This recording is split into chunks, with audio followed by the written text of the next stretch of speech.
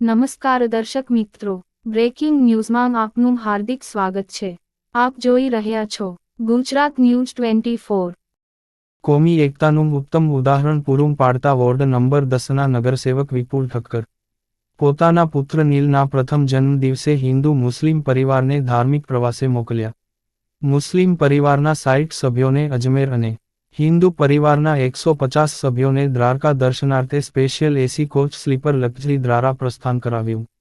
પાટણ નગરપાલિકાના ward number 10 માંથી સૌથી વધુ વોટથી જીતેલા કોંગ્રેસના નગરસેવક વિપુલભાઈ ઠક્કર દ્વારા તેમના પુત્ર નીલના પ્રથમ જન્મદિન પ્રસંગે શુક્રવારની સંધ્યાએ તેઓના મત વિસ્તાર એવા મીરા દરવાજા અને ગુલશન નગર વિસ્તારમાંથી મુસ્લિમ પરિવારજનો માટે અજમેરની યાત્રા પ્રવાસનું તેમજ હિન્દુ પરિવારના લોકો માટે દ્વારકાના પ્રવાસનું સુંદર આયોજન કરી કોમી એકતાનું ઉત્તમ ઉદાહરણ પૂરું પાડ્યું છે।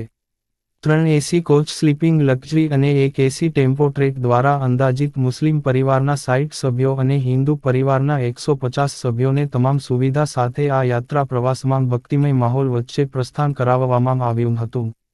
આ યાત્રા પ્રવાસના પ્રારંભ પૂર્વે પાટણના ધારાસભ્ય કિરીટ પટેલ, વિલાજ ગ્રુપના લાલેશભાઈ ઠક્કર, જગદીશભાઈ ઉર્ફે જે.ડી. ઠક્કર, વિપુલભાઈ ઠક્કર સહિત કોંગ્રેસના નગરસેવકો, આગેવાનો, કાર્યકરોએ ઉપસ્થિત રહી યાત્રા પ્રવાસની શુભકામનાઓ પાઠવી હતી। ચિરંજીવી નીલના જન્મદિવસે વિપુલભાઈએ પોતાના નિવાસ સ્થાને ભક્તિ સંગીત સાથે માં બહુચરના આનંદના ગરબાનું પણ આયોજન કરી પુત્રના જન્મદિવસની ઉજવણીને યાદગાર બનાવ્યો હતો।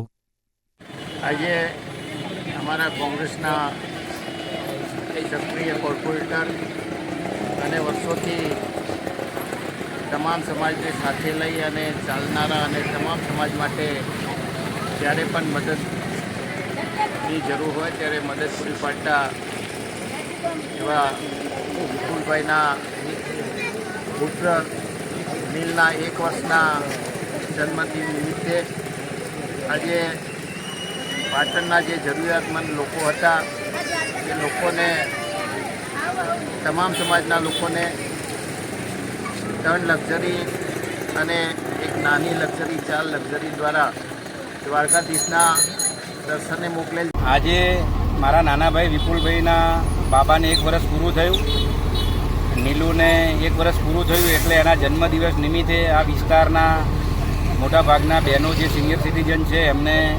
દ્વારકાની આજે લક્ઝરી મૂકી છે અને દ્વારકાધીશના દર્શન થાય એના માટે એક નાની યાત્રાનું આયોજન કર્યું છે।